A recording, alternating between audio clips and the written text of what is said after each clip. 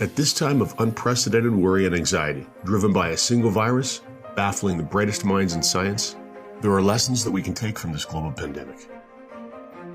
We are all equal, regardless of our culture, religion, occupation, financial situation, or social status. It is reminding us that we're all connected, and something that affects one person affects another. It is also reminding us just how important family and home are, how providing for those we love is of critical importance, especially in times of crisis, and how difficult or even impossible that can become under certain circumstances.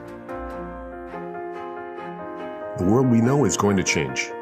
There's no escaping that fact. One thing still in your control: what you do with your time.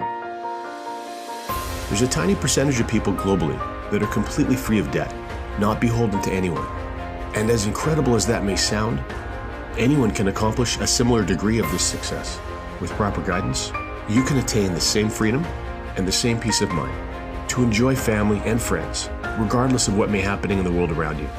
While real financial security is available to everyone, it doesn't happen on its own, and it's not easy, but it is absolutely possible for you. To learn what steps you can take today, and to make sure that you're numbered amongst those that are financially free, get back to the person that shared this video with you and take action today.